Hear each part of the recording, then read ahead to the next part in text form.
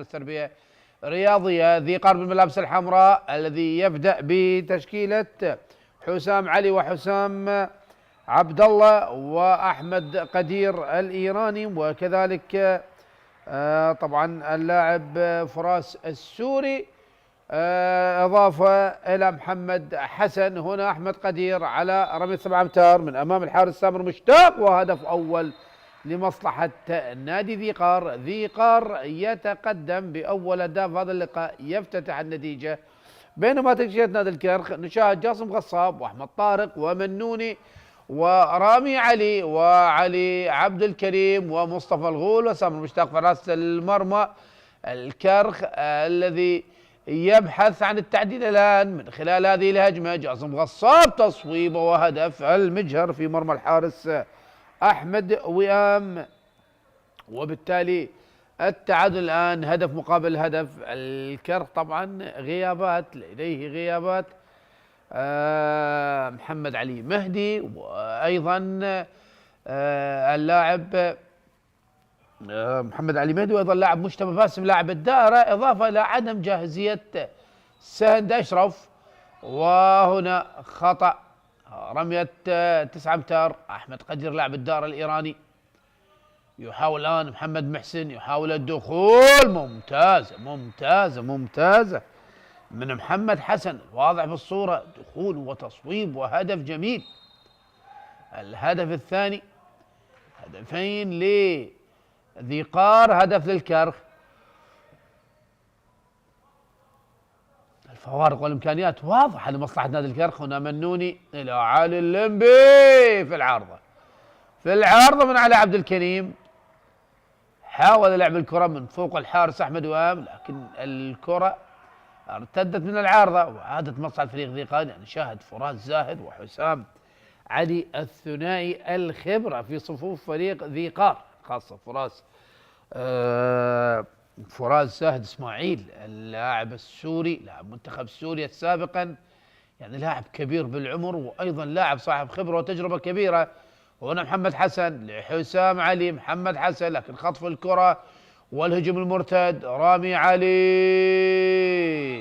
هدف بالخبره من رامي علي، يسجل هدف التعديل في الفاست بريك الاول لمصلحه نادي الكرخ. ونعرف الكرخ وسلاح السرعه سلاح كبير وكبير جدا.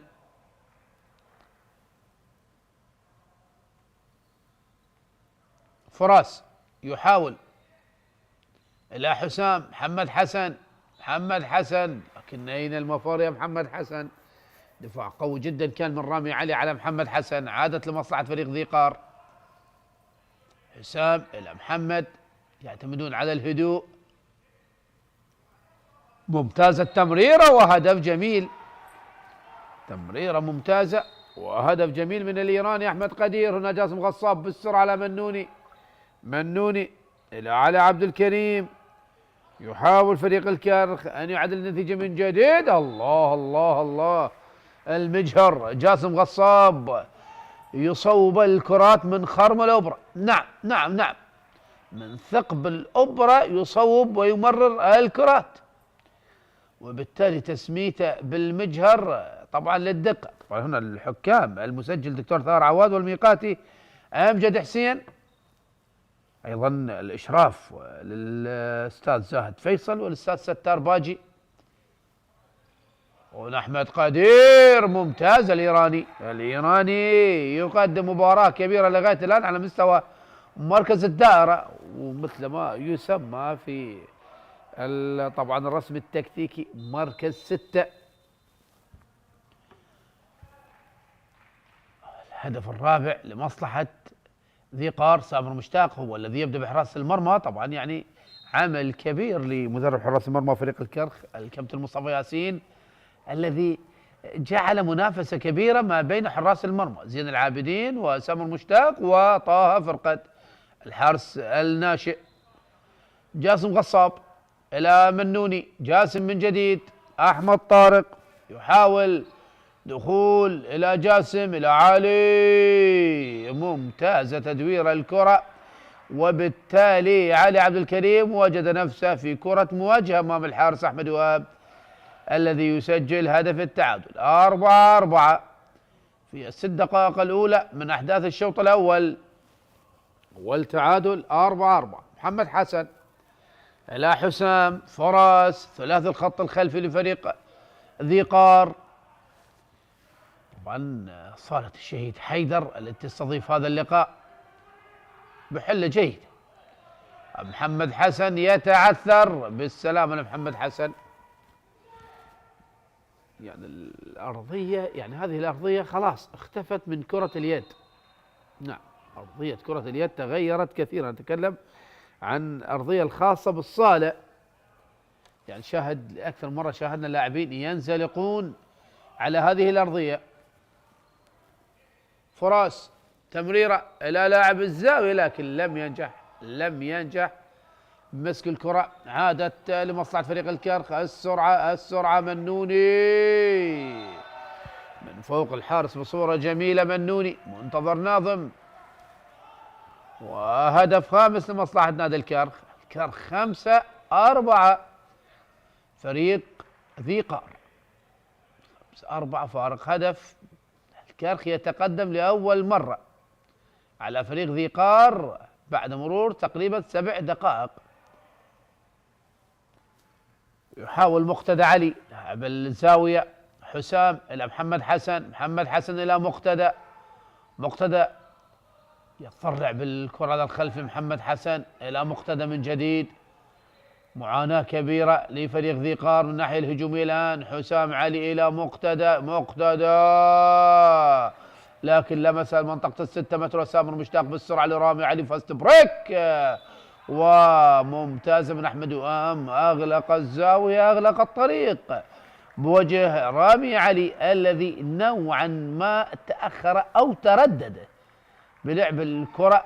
يعني حاول خداع. يعني شاه الشريف المرسي غير راضي تماما على رامي علي. نعم، مدرب مركز مع حمودي ناصر على أي مباراة لا يوجد لديه منافس سهل، منافس صعب. الجميع يتعامل معهم بشد وحزم، ودائما ما يكون متواصل مع لاعبيه. هنا فرص وتصويب وتصدي من سامر مشتاق. هنا الهجوم المرتد. السرعة لمصلحة نادي الكرخ. أحمد طارق، وهناك إيقاف على حسام علي واضح تماما بعد تدخل. نعم، واضح تماما لا يحتاج الاعتراض يا كابتن حسام. اللقطة واضحة، وبالتالي بالسلامة لأحمد طارق. دخول قوي كان.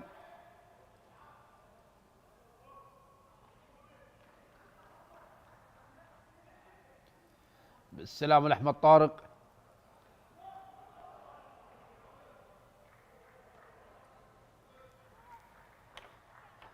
علي عبد الكريم من أمام أحمد وام.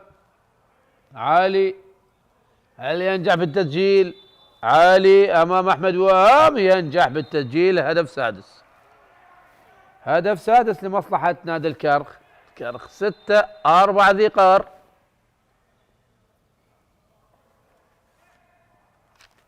أكيد مباراة ليست سهلة على أحمد وام يعني لاعبيه ذي قار، وخاصة مباراة الكرخ وذي قار في الذهاب انتهت بفارق 20 هدف، 33-13. يعني هل يكرر الكرخ فارق 20 هدف؟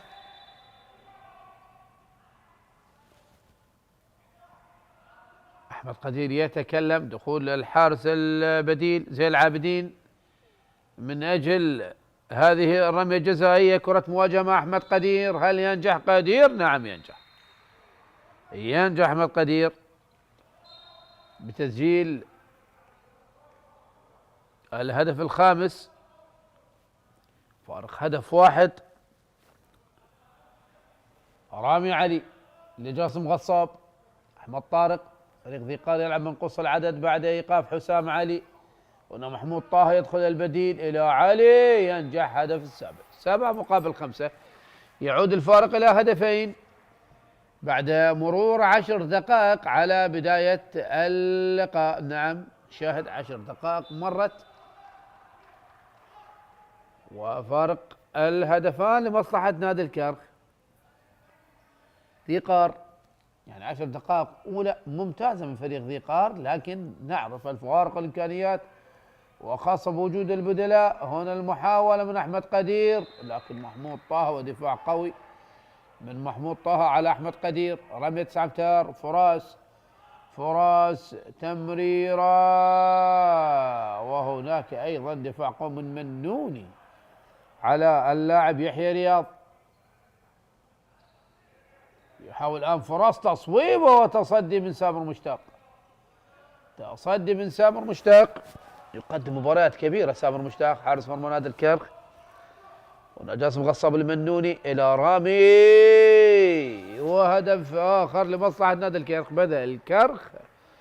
بدأ الكرخ بأخذ الفارق وتسجيل الأهداف تلو الأهداف. الهدف الثامن 8 مقابل 5 والفارق 3 أهداف.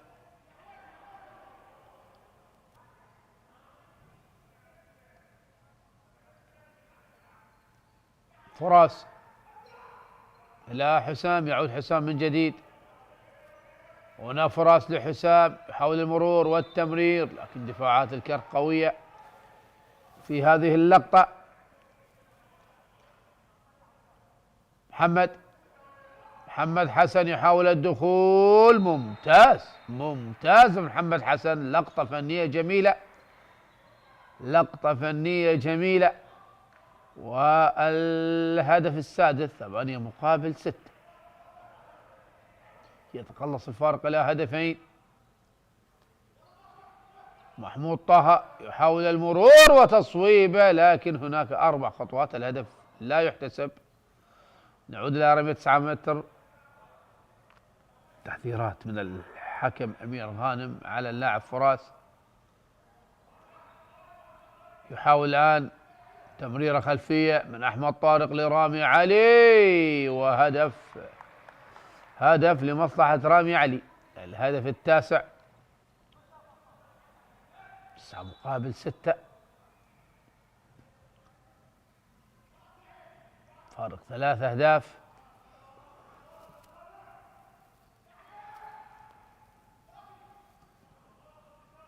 يلعب بلاعبي دائرة. الدكتور عامر عدنان مدرب فريق ذي قار يلعب بلاعبي دائرة، يحيى رياض وأحمد قدير. فراس يحاول المرور إلى أحمد قدير، ثنائية ممتازة ما بين فراس وأحمد قدير. ينجح في تسجيل الهدف السابع. يقدم مباراة كبيرة لغاية الآن أحمد قدير لاعب الإيراني. 9 مقابل 7، 13 دقيقة مرت على أحداث الشوط الأول. وذي قار يقف يعني يحاول أن يكون ند أمام فريق الكرخ المدجج بالنجوم وأيضا لاعبين محترفين. محمود طه هذا اللاعب المصري، دخول وتصويب وهدف، مهارة كبيرة من محمود طه. ينجح بتسجيل الهدف العاشر. 10 مقابل 7.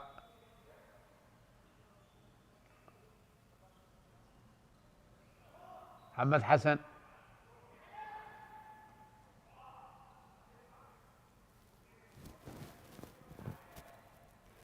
يمتلك خبرات نادي ذي قار، لكن صعب جدا مواجهة هذا الفريق، فريق الكرخ.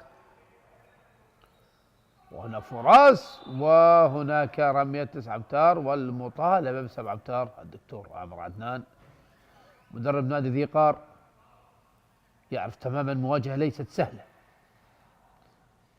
يعني الأدوات والإمكانيات كلها لمصلحة نادي الكرخ. نعم الكرخ مرشح للفوز بلقب آخر. وهنا هجوم مرتد سريع وهدف عن طريق رامي علي يسجل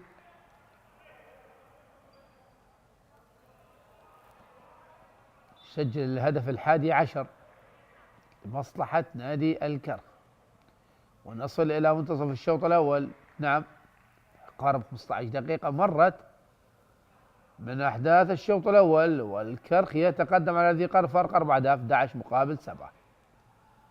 فراس لأحمد قدير، إلى فراس من جديد. فراس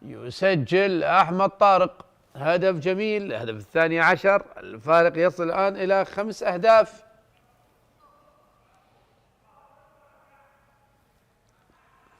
علي عبد الأمير الآن يدخل كلاعب زاوية، محمد حسن، فراس، حسام علي، محمد إلى حسام، تمرير، تناقل بالكرة وأيضا تغيير بالمراكز من لاعب الخط الخلفي، لكن تمريرة خاطئة والهجوم المرتد منوني، والهجوم المرتد ممتازة من منوني، منتظر نظم والفاست بريك، لاعب مهم جدا لفريق الكرخ على المستويين الدفاع والهجوم. والهدف الثالث عشر، بدأ الفارق يزداد شيئا فشيئا قبل نهاية الشوط الأول بأقل من 12 دقيقة.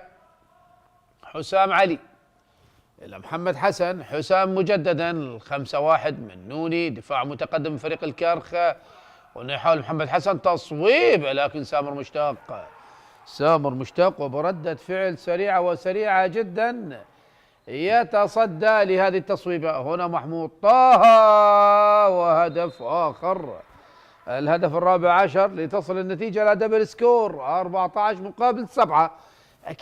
أكيد الفوارق واضحة تماما، وخاصة يعني فريق الكرخ يمتلك دكة بدلاء وأيضا 7 لاعبين منتخب وطني تم استدعائهم في التجمع الأخير هناك في محافظة نجف الأشرف تهيئا وتحضيرا للبطولة العربية المزمع إقامتها هناك في دولة الكويت. نعم، بطولة سوف تكون قوية جدا، يعني لغاية الآن 8 منتخبات أعلنت مشاركته. ومن هي هذه المنتخبات؟ أتكلم عن المنتخبات المونديالية: الكويت، السعودية، مصر، تونس، البحرين، إضافة إلى منتخبنا الوطني. وبالتالي يعني وهناك خطأ على رامي علي والهدف لا يحتسب، الهدف لا يحتسب. طبعا 14-8 النتيجة، فارق 6 أهداف، 8 لذي قار، 14 للكرخ. خليه يقلص فريق ذي قار. 10 دقائق وبعض الثواني متبقية على أحداث الشوط الأول. فراس إلى حسام، إلى فراس من جديد، يحاول المرور فراس، يمرر لحسام، إلى أحمد قدير، لم تصل، عادت للكرخ، لونج باص إلى رامي، ورامي هناك مشي يا رامي، هناك مشي يا رامي. طبعا رامي أكيد هو اللاعب الأساسي بغياب محمد علي مهدي، يعني شاهد شريف المرسي وحمود ناصر غير راضين تماما عن خطر. نعم، يعني لاعب بقيمة رامي علي يخطأ يعني هكذا كرة، صعب جدا تقبل هكذا أخطاء من لاعب بقيمة رامي، يعني خطأ المشي بكرة مواجهة، وهنا خطأ لمصلحة فريق ذي قار. يعني لغاية الآن لم نشاهد لا ماجد عبد الرضا ولا عبد الرحيم مقران يشتركان خلال أحداث الشوط الأول. هل نشاهدهم في الشوط الثاني؟ هنا حسام علي إلى فراس، إلى حيدر عباس، ممتاز من حيدر عباس، تدوير وتمرير بالكرة بصورة جميلة، هدف تاسع لمصلحة النادي ذي قار. 9-14 يتقلص الفارق إلى 5 أهداف، الفارق يتقلص إلى 5 أهداف بعدما كان 7 أهداف. منون الآن يلعب كلاعب زاوية يسرى، أكيد بسبب غياب محمد علي مهدي. أحمد طارق إلى علي عبد الكريم، مصطفى، ويحاول محمود إلى علي، تمريرة لمحمود طه، التمريرات وصلت إلى منوني، ممتازة منوني، لا راح يثبتوك لاعب زاوية على هذا الهدف. أكيد يعني لاعبي خبرة فريق الكرخ، يعني يستطيعون اللعب بأكثر من مركز. الهدف الخامس عشر مقابل 9 أهداف، 15 الكرخ، 9 ذي قار.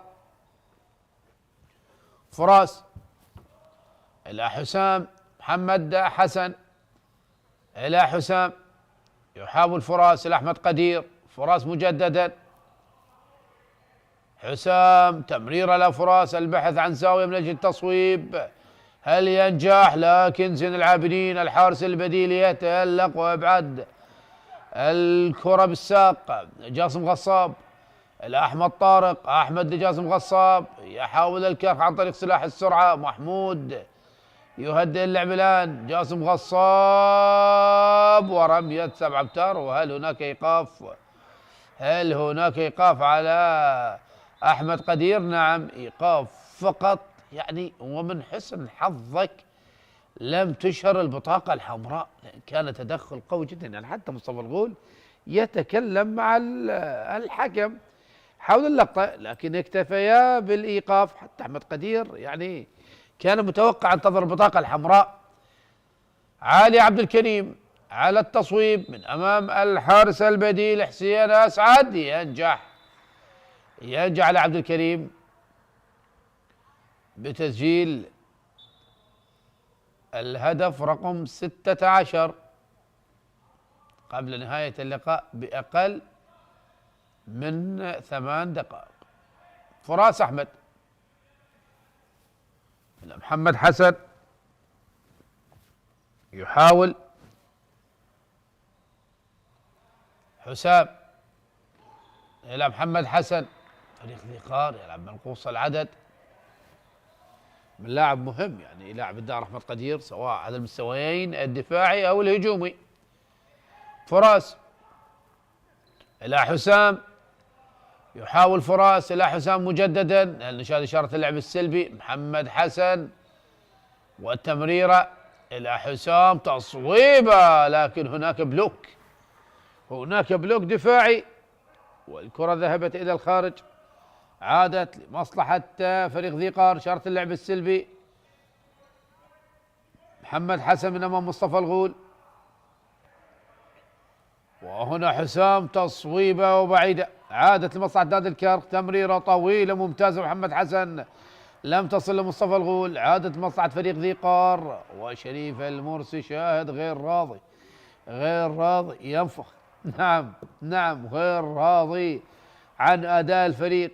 نعم، دائما ما نشاهد جدية لدى هذا المدرب. أيضا تم تسميته مدربا لمنتخبنا الوطني لكرة اليد الشاطئية التي بدأت تتطور هذه اللعبة. حسام إلى فراس إلى حسام، يحاول تصويبة من فراس، لكن زين العابدين والقائم يتعاونان فيما بينهما من أجل التصدي لهذه الكرة. محمود طه والهجوم السريع، وهدف في مرمى الحارس حسين أسعد، حارس البديل الذي دخل بديل لأحمد وهام. هدف رقم 17 مقابل 9، فارق 8 أهداف قبل نهاية الشوط الأول تقريبا ب5 دقائق أو نعم وبعض الثواني. حسام علي، عودة أحمد قدير الآن من الإيقاف ليكتمل صفوف فريق ذيقار. نعم، شاهد أقل من 5 دقائق على نهاية الشوط الأول. هنا فراس، دخول وتصويب وإلى الخارج. تمريرة طويلة وصلت لرامي علي، وهدف في مرمى الحارس أحمد وهام الذي يعود مجددا. طبعا أحمد وهام سبق واللاعب من نادي الكرخ. الهدف 18 مقابل 9. بدأ الكرخ يأخذ الفارق.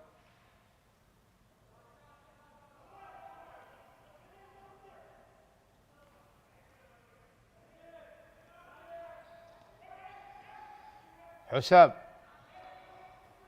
إلى فراس، وما زالت مصلحة فريق ذيقار. أحمد قدير، وهنا فراس، تمريرة لحسام وصلت إلى محمد حسن.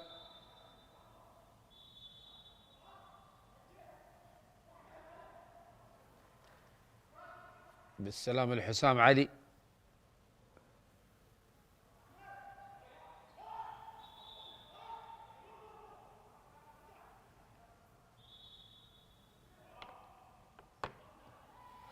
ينبه حكم اللقاء، ينبه اللاعبين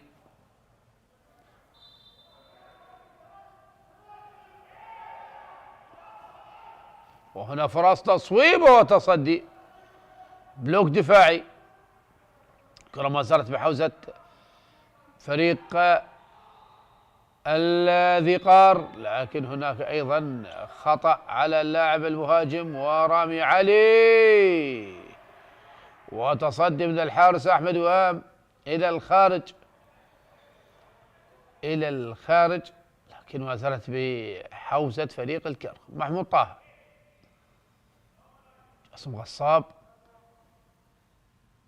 لغاية الآن لم نشاهد لا عبد الرحيم المقران اللاعب الجزائري ولا ماجد عبد الرضا على مستوى لاعبي الخط الخلفي. منوني وجاسم غصاب ومحمود طه واحمد طارق، هؤلاء الرباعي الذين تناوبوا فيما بينهم خلال احداث الشوط الاول. جاسم غصاب لعلي عبد الكريم، ممتاز ممتازه من علي عبد الكريم، ينجح بتسجيل الهدف التاسع عشر، الفارق 10 أهداف قبل نهاية الشوط الأول بأقل من 3 دقائق.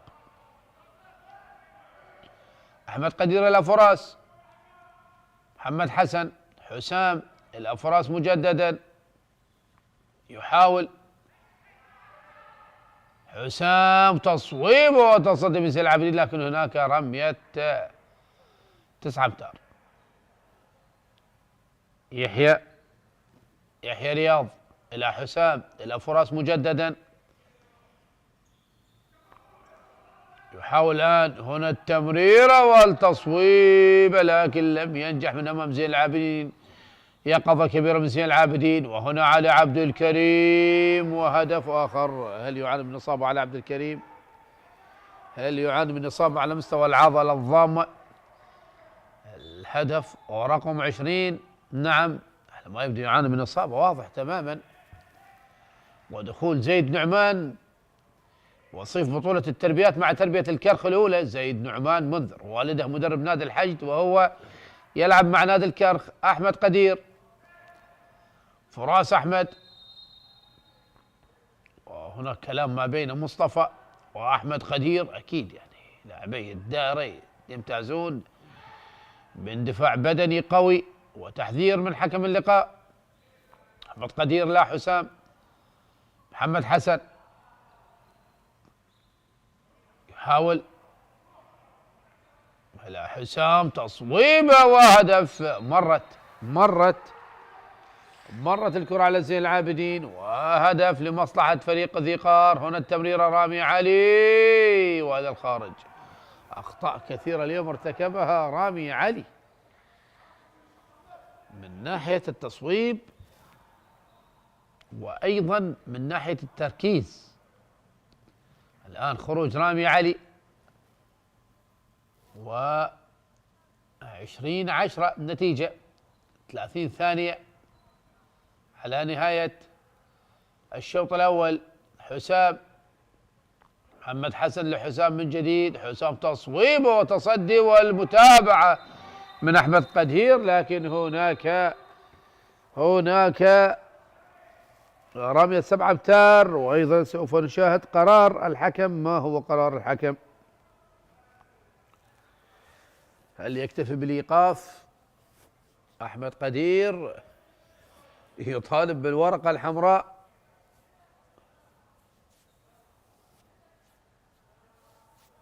ما هو القرار؟ جاسم غصاب بابتسامة يتكلم مع دكتور عامر حول اللقطة التي كانت مشتركة ما بين، نعم، إيقاف على منوني، وأحمد قدير يقول ضرب على الوجه، لكن حكام اللقاء يكتفون بالإيقاف لمدة 2 دقيقتين.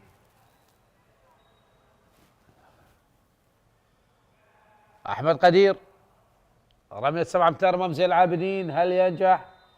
وزين العابدين يتصدى بالكرة برأسه من أمام أحمد قدير الإيراني، لتبقى النتيجة على حالها 20-10. جاسم غصاب يصوب من مسافة بعيدة، كون الوقت خلاص انتهى، لينتهي الشوط الأول بتقدم فريق الكرخ 20-10.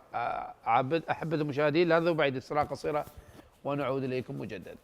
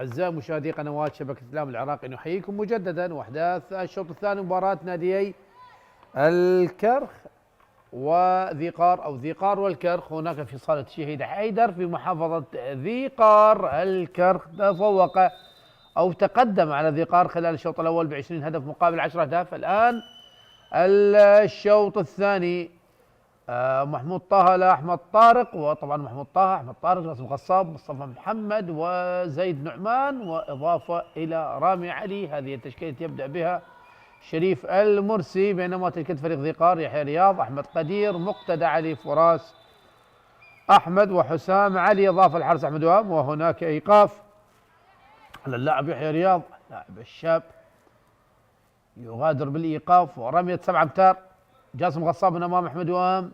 سبقوا اللعبة السوية، هل ينجح جاسم غصاب؟ نعم ينجح. صعب جدا التصدي للرميات الجزائية لجاسم غصاب.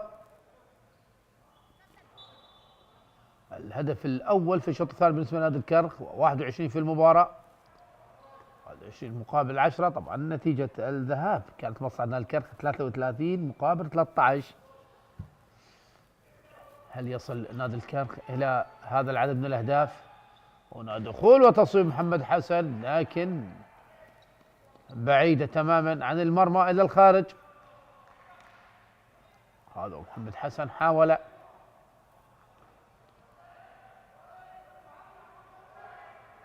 أحمد طارق، جاسم غصاب، محمود طه، زيد نعمان، أحمد طارق مجددا، رامي علي، أحمد طارق، جاسم غصاب يحاول، وصلت لزيد نعمان. هدف جميل من زيد نعمان، هدف جميل من زيد نعمان. خراج زيد ودخول محمود طه، هدف رقم 22.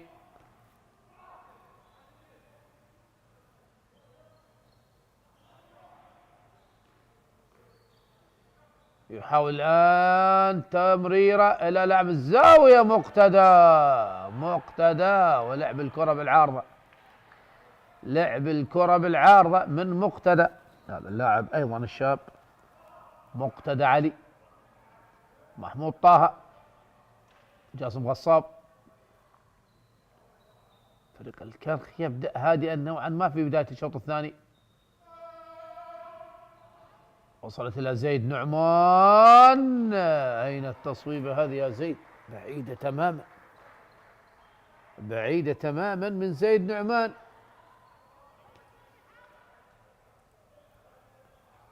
عادت مصلحة نادي ذي قار.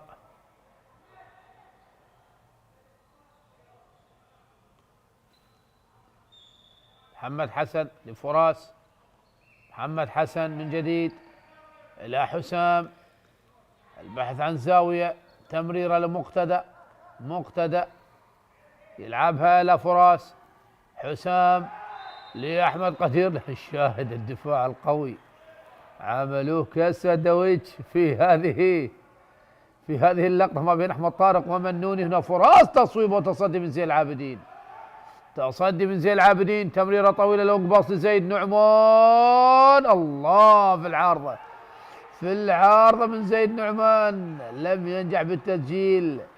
طبعا كانت هناك مضايق من ناحية دفاعات فريق، مضايقة من ناحية طبعا دفاعات فريق ذي قار.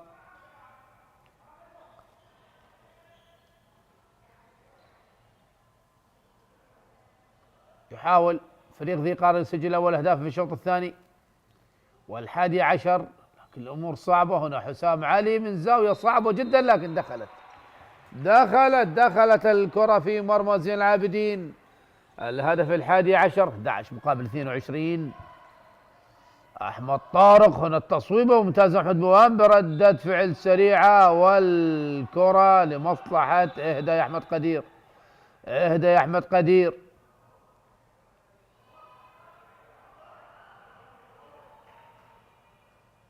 خلاص الاعتذار موجود، واحمد طارق يتقبل الاعتذار. نعم، هذه الروح الرياضية.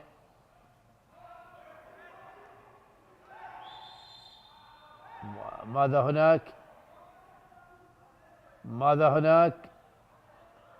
وحمودي ناصر أيضا يتكلم مع حسام علي. لا داعي يا شباب، لا داعي. حمودي ناصر يعني كابتنك هذا يا حسام، حتى لو تكلم، حتى لو تكلم خلاص. هو حمودي ناصر. نعم، وحمودي ناصر ليس من المدربين الذين لا يمتلكون اخلاق، لا بل بالعكس صاحب روح طيبه وجميله وخلوق، وخلاص انتهى كل شيء. يعني حتى يعني شاهد الكادر التدريبي النادي النصري يعتذر من الكابتن حمودي ناصر، ولا داعي للكلام اكيد. يعني المدرب يعني طالب بالورقه على احمد قدير بسبب اللقطه، يعني طبيعي جدا، طبيعي جدا. لكن خلاص هم الحكام وهم الذين يقررون ماذا هو القرار الصحيح في نهاية الأمر. وهنا أيضا المشرفين زاهد فيصل الستار باجي خلاص انه بطاقة صفراء بسبب كلامه. خلاص يعني هناك حكم، لا داعي، لا داعي بأن أكون أنا بطل الليلة مثل ما نقول. يعني يا كابتن يا حسام يجب أن تكون يعني أكثر استقرارا، وعدم الذهاب إلى المدرب المساعد، وبالتالي يعني يحدث لا نريد أن نشاهده. زيد نعمان لمنوني، نعود نستأنف في اللقاء.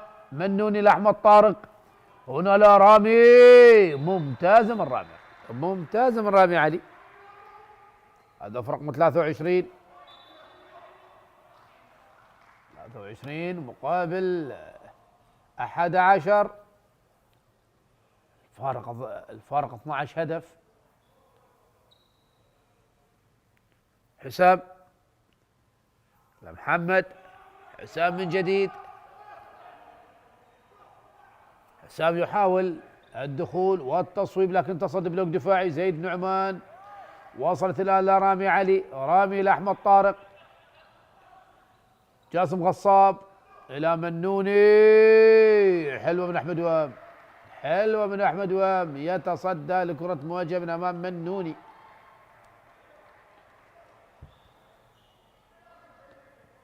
عادت مصلحة فريق ذي قار الذي يعاني كثيرا على المستوى الهجومي في الشوط الثاني، يعني مرت ما يقارب 8 دقائق. وهنا يحاول حسام لكن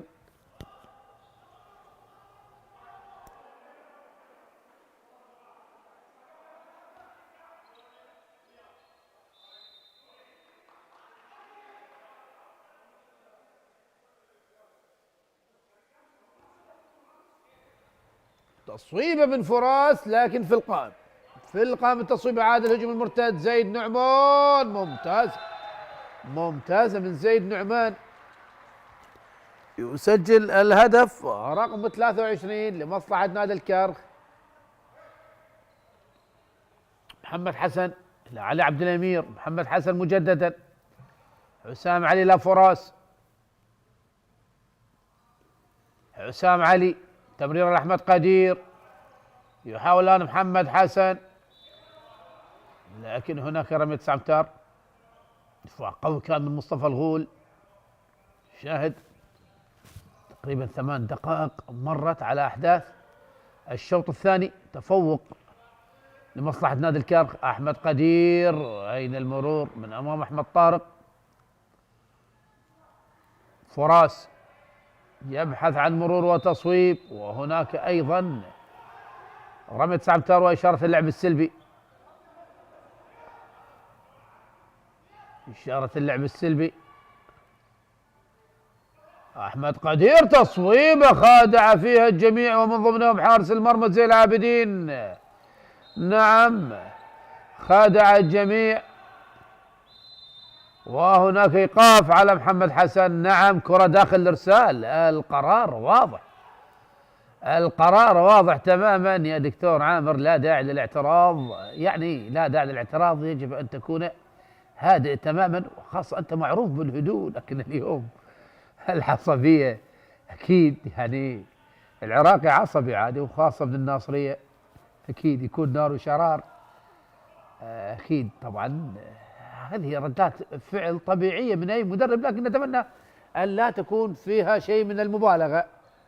احترامنا وتقديرنا لجميع الأخوة المدربين الإداريين اللاعبين، يجب أن لا نبالغ بالاعتراض والعصبية تجاه الحكام. خلاص الحكم يعطي القرار ينتهي كل شيء. وهنا أيضا حسام علي أيضا لا داعي للاعتراض. الاعتراض مرفوض في عالم كرة اليد طبعا، هكذا اعتراضات نشاهدها في البطولات المختلفة مباشرة. هناك إيقاف، يعني يجب حتى حكامنا أن يعلموا اللاعبين ثقافة عدم الاعتراض من ناحية القرارات مباشرة. أنه جاسم غصاب ما تعبر هكذا كرات يا جاسم غصاب على أحمد وام. نعم أحمد وام من الحراس، يعني صعب جدا أن تكون هذه الكرات تجتازهم. 24-11 تبقى النتيجة على حالها.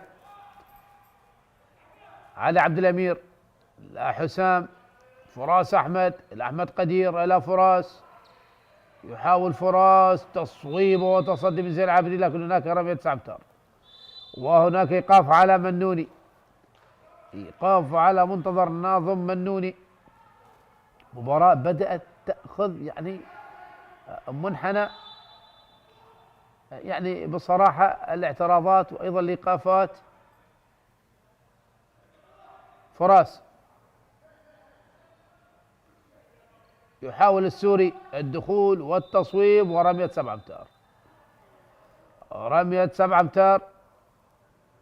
والحكم يقول لمصطفى الغول هناك دفع. أحمد قدير أمام زين العابدين اللي تصدى لها أيضا، لكن هدف من أحمد قدير هذه المرة،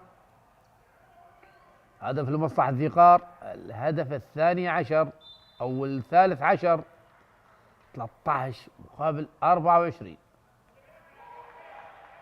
رامي الأحمد طارق، نعم 13-24 فارق 11 هدف.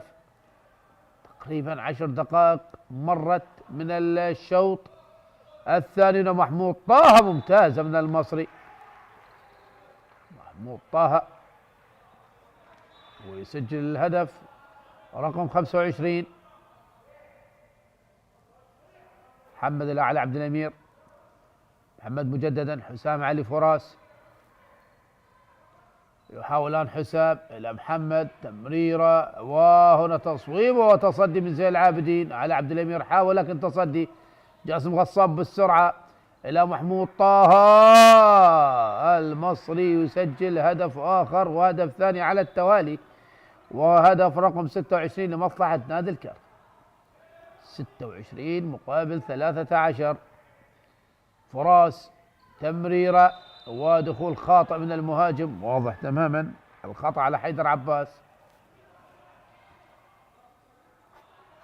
عادت مصلحة نادي الكرخ.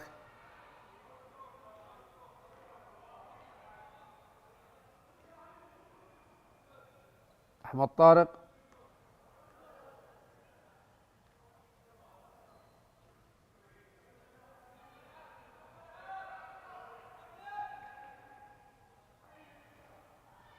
منوني، دخول وتصويب وهدف.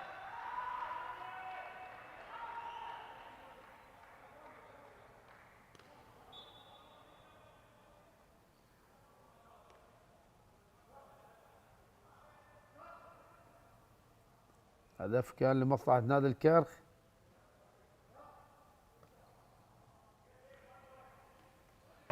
وهنا حسام علي تصويبه في العارضة، وأحمد قدير متابعة، وأيضا زين العابدين موجود يتصدى. وهنا جاسم غصاب، دخول من جاسم وهدف بذكاء كبير، هدف بذكاء كبير من جاسم غصاب فوق الحارس أحمد وآم.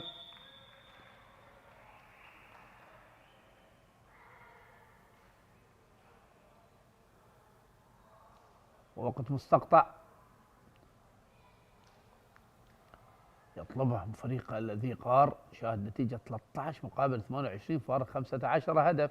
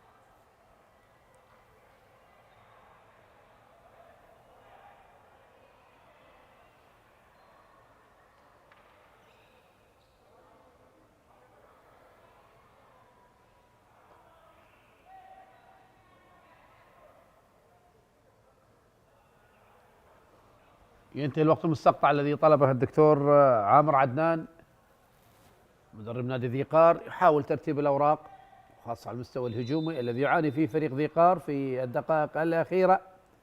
28 الكرخ، 13 ذي قار، بعد مرور 12 دقيقة على أحداث الشوط الثاني. لغاية الآن لم نشاهد لا ماجد عبد الرضا ولا عبد الرحيم مقران. أحمد قدير، محمد حسن، فراس يحاول مع محمد حسن، حسام علي، محمد تصويبه وهدف، هدف من بين الأقدام زي العابدين ونحمد طارق. لا نعم، أحمد طارق لمنوني إلى محمود طه، وهدف رقم 29، هدف رقم 29 لمصلحة نادي الكرخ. 29 مقابل 14 صار 15 هدف.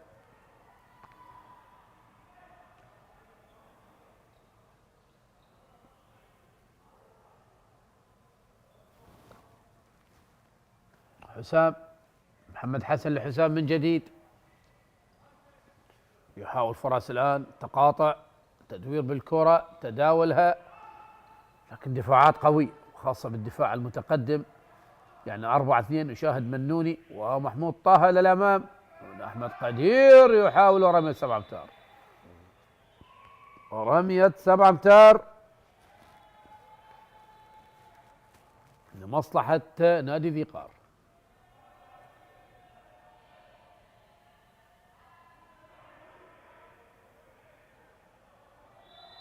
أحمد قدير أمام زين العابدين، إلى الخارج من أحمد قدير، إلى الخارج من أحمد قدير. هنا منوني بالسرعة وتمريرة إلى الخارج، لم تصل لأحمد طارق. عادت مصلحة نادي ذي قار، عادت لمصلحة نادي ذي قار.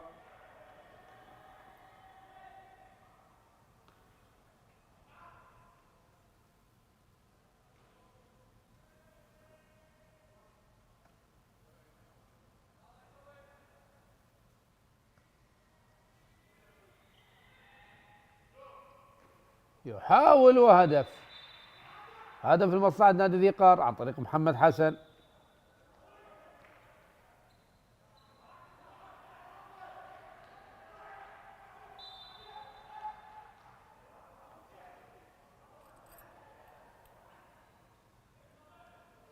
يحاول الآن فريق الكرخ،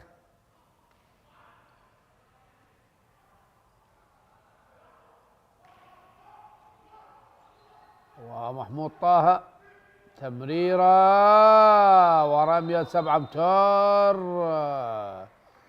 ودخول علي عبد الأمير بقوة على رامي علي بالسلامة. ما هو قرار الحكم؟ ما هو قرار الحكم؟ هل بطاقة حمراء أم إيقاف؟ بانتظار قرار الحكام. فقط إيقاف. نعم إيقاف بسبب الاعتراض بالقدم.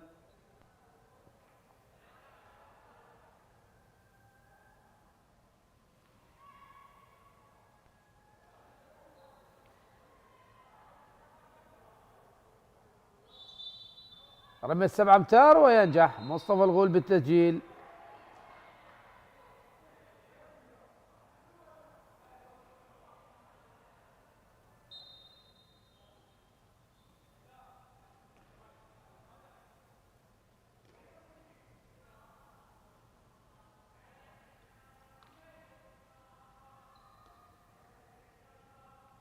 محمد حسن لا مقتدى،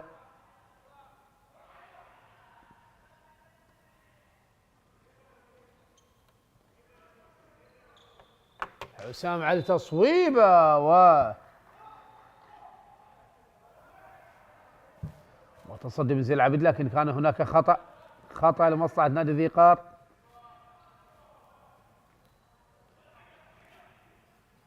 فراس إلى حسام، تصويبه وتصدي من زين العابدين، تصدي من زين العابدين. مصطفى إلى محمود طه إلى زيد نعمان، وهدف، هدف من زيد نعمان.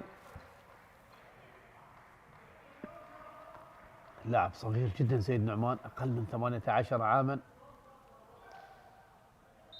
الهدف رقم 31 مقابل 15. الكرخ يحتاج إلى هدفين ويصل إلى نتيجة، إلى عدد الأهداف التي سجلها في مباراة الذهاب. أحمد قدير إلى فراس، حسام علي، تمريرة للاعب الزاوية مقتدى، لكن يلعبها لحسام من جديد. محمد حسن تصويبه وتصدي من زين العابدين، تصدي من زين العابدين. مصطفى الأحمد طارق، منوني الأحمد طارق، تصويبه مسافة بعيدة ما يقارب 10 متر، ينجح في التسجيل.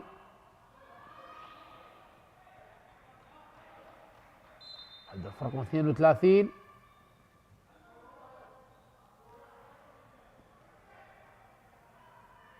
فريق ذيقار يحاول أن يهدئ باللعب، أكيد يعني السرعة ليست بمصلحته تمام، السرعة لمصلحة نادي الكرخ. أحمد قدير وينجح، أحمد قدير تسجيل هدف السادس عشر. 32 مقابل 16، 16 هدف. رامي إلى أحمد طارق، منوني إلى محمود، إلى منوني من جديد. أحمد طارق،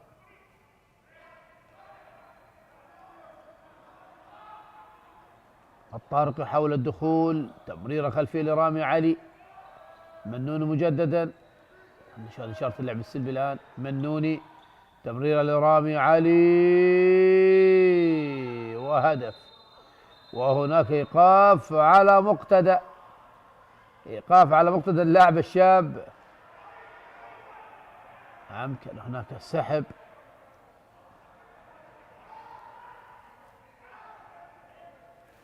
وبالتالي إيقاف آخر، إيقافات كثيرة على لاعبي ذيقار. داي عامر، يعني هذه اللقطة الدكتور عامر لا يريد أن نشاهدها، يعني تسحب لاعب شاب وتدفعه، ومباراة منقولة تلفزيونيا لا والف لا على هذه اللقطة يا دكتور عامر، يجب أن تحتويه ومن ثم تفهمه ما هو الخطأ الذي ارتكبه، وليس بهذه الطريقة. أنت خلاص فلشت، طلعت من المباراة. وهنا محمد حسن ينجح محمد حسن بالتسجيل بصورة جميلة جدا. هدف جميل. جاسم غصاب، زيد نعمان، جاسم غصاب إلى زيد نعمان، الأحمد طارق. هنا التمريرة لرامي، الله الله الله الله يا أحمد وام، أي ردة فعل سريعة. نعم، هذا هو مقتدى الذي تم إيقافه قبل قليل.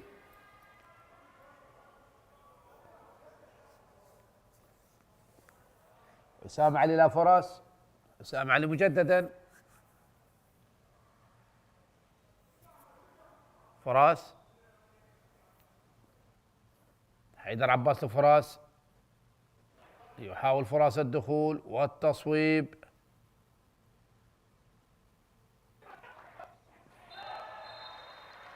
وهنا زيد نعمان يسجل هدف لمصلحة نادي الكرخ. الهدف رقم 34. الكرخ طبعا يجتاز حاجز 33 هدف التي سجلها في مباراة الذهاب. فراس أحمد إلى محمد حسن، تصويبة خادعة لزين العابدين، والهدف الثامن عشر. زيد نعمان، جاسم غصاب، أحمد طارق، تمريرة لرامي، أحمد طارق مجددا، جاسم. نشاهد تصويبات جاسم. هنا منوني، دخول وهدف من أمام اللاعب يحيى رياض، اللاعب الشاب.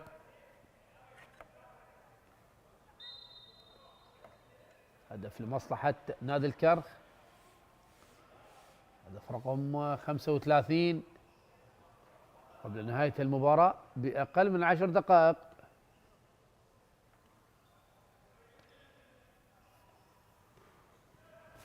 أحمد قدير إلى فراس، هنا حسام تصويبة، لكن هناك خطأ رمي سعمتار. يحيى إلى حسام إلى أحمد قدير. أحمد قدير الآن يلعب كلاعب خط خلفي، ويحيى رياض كلاعب دائرة.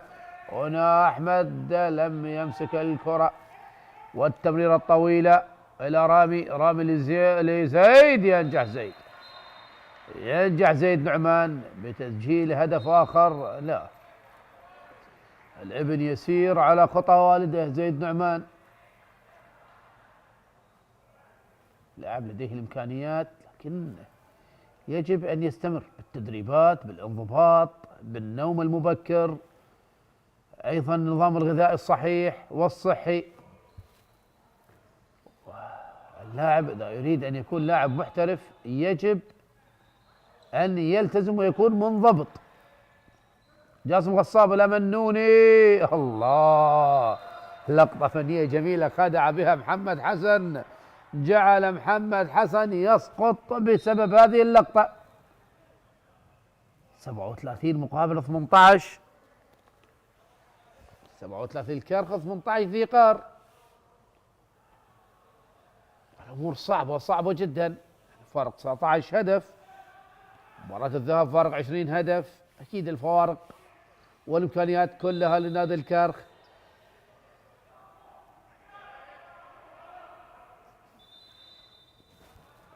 رميت سعمتار، أحمد قدير لمحمد حسن، ينجح محمد حسن بالسلامة لمحمد حسن. هنا جاسم غصاب إلى رامي، يعني لاعبي نادي ذي قار واضح تماما التعب عليه. شاهد يجدون صعوبة في العودة سريعا إلى المناطق الدفاعية.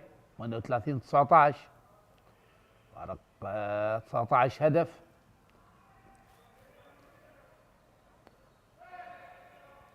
حسام لأحمد قدير، الله على هذا الهدف الجميل من الإيراني أحمد قدير لاعب الدائرة. ينجح مصطفى الغول، مصطفى إلى جاسم غصاب، تصويبه وتصدي من الحارس حسين أسعد. تصدي من الحارس حسين أسعد.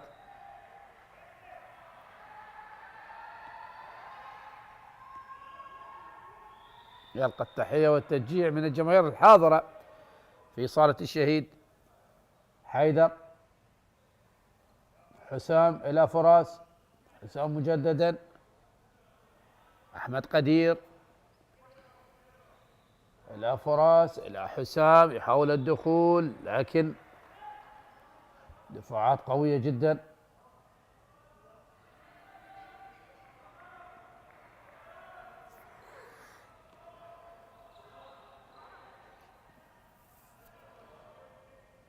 فراس، أحمد قدير، محمد إلى فراس إلى حسام، وهنا تصويب وهدف جميل. هدف جميل لمصلحة نادي ذي قار.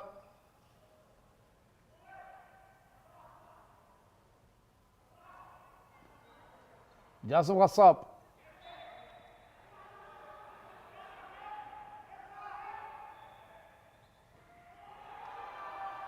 وبالسلامة لحسين أسعد، بالسلامة لحسين أسعد.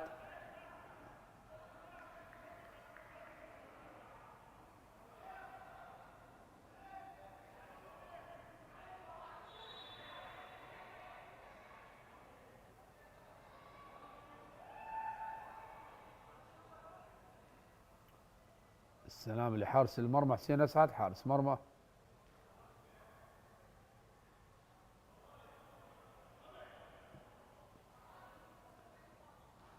فريق ذي قار.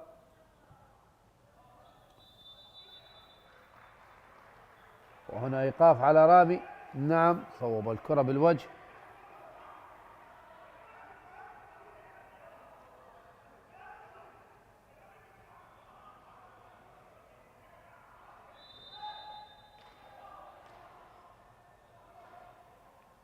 يستنف اللقاء 38 الكرخ، 21 ذي قار.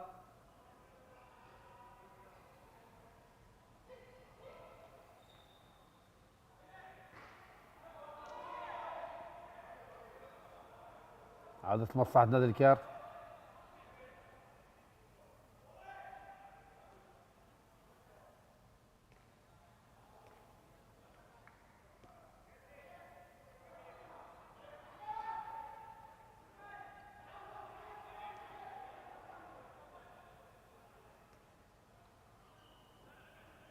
أحمد طارق،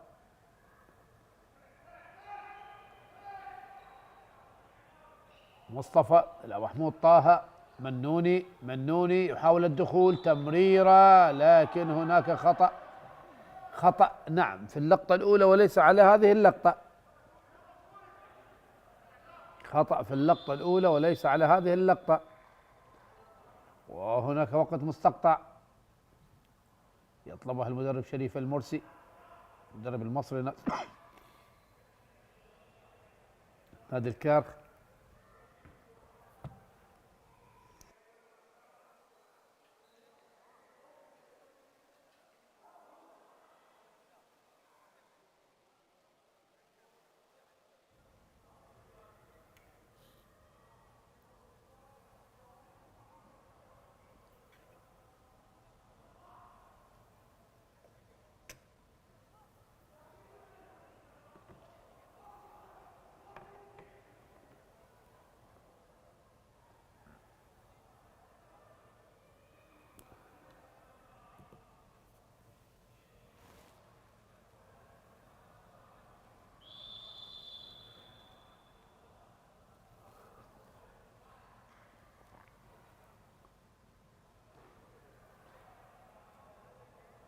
ينتهي الوقت المستقطع الذي طلبه مدرب نادي الكرخ. الكرخ يتقدم 38 هدف مقابل 21 قبل نهاية اللقاء بأقل من 5 دقائق. أحمد طارق، محمود طه تصويبه وهدف. هدف من قبل المصري محمود طه، هدف رقم 39. الاجتاز حاجز 40 هدف فريق الكرخ. فراس أحمد، محمد إلى فراس، حسام، دخول زيد علي، حسام، أحمد قدير إلى حسام إلى فراس، تمرير. الله الله الله الله الله، تمريرات جميلة. وفي الأخير محمد حسن يسجل الهدف رقم 22. 39 مقابل 22، فارق 17 هدف، بينما فارق مباراة الذهاب كان فارق 20 هدف. منوني إلى رامي علي، أحمد طارق مجددا، يحاول محمود طه إلى رامي علي، مصطفى، أحمد طارق، دخول وتصويب وتسجيل ممتازة من أحمد طارق. الهدف رقم 40 أقل من 3 دقائق، 40-22، فارق الآن 18 هدف. ولم نشاهد ماجد عبد الرضا أو عبد الرحيم مقران.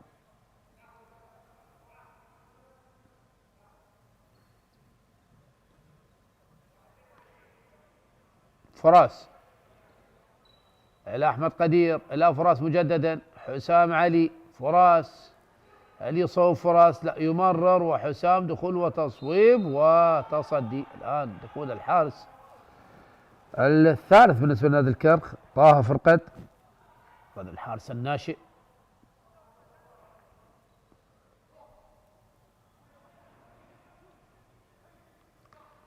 فراس أحمد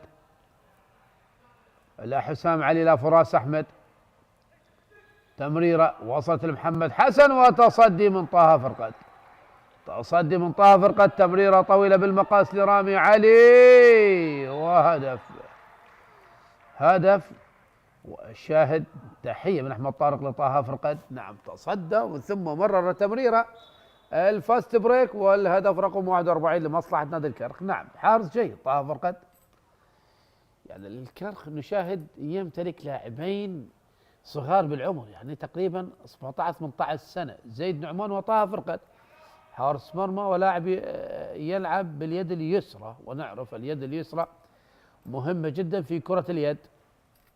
الباك رايت، وهنا طه فرقد يتصدى لحسام علي أيضا، وتمريرة طويلة أخرى باتجاه رامي علي، وهدف. نفس السيناريو، كلاكيت ثاني مرة تصدي من طه فرقد، ومن ثم لعب الكرة سريعة لرامي علي، ورامي علي يسجل الهدف رقم 42 ليصل الفارق إلى 20 هدف، نفس فارق مباراة الذهاب. وهناك وقت مستقطع من الدكتور عامر عدنان الذي يطلب الوقت المستقطع.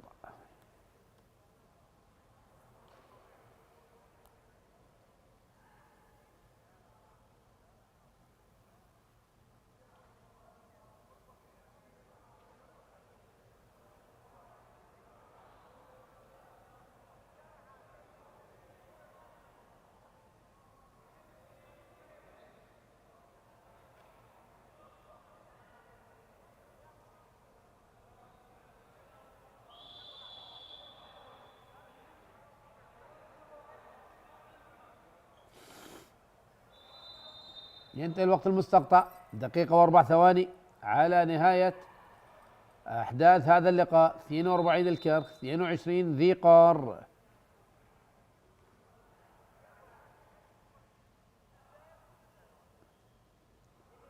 حسام علي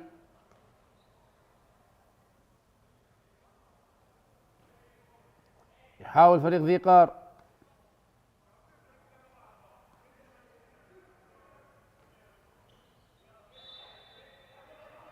وهنا خطأ على أحمد قدير، لمس الكرة بالقدم. تمريرة إلى زيد نعمان، وتصدي من حسين أسعد، ممتاز حسين أسعد، لكن المتابعة موجودة وعادت لمصلحة نادي ذي قار. يحاول زيد إلى حسام علي،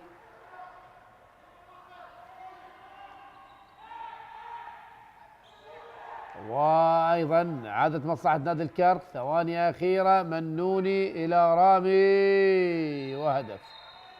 هدف رقم 43. وينتهي الوقت أحبتي مشاهدي قنوات شبكة الإعلام العراقي، وفوز نادي الكرخ على نادي ذي قار ب 43 هدف مقابل 22. مبارك لجماهير الكرخ، هارد لك لذي قار وجماهير نادي طبعا ذي قار. الكرخ في الوصافة والحشد طبعا متصدر بعد الفوز على بلدية البصرة 42 مقابل 18. تبقى المنافسة الشرسة على المركزين الأول والثاني ما بين ذي قار، ما بين الكرخ وفريق الحشد. في الختام تقبلوا تحية وعلى علي عنب، والسلام عليكم ورحمة الله وبركاته.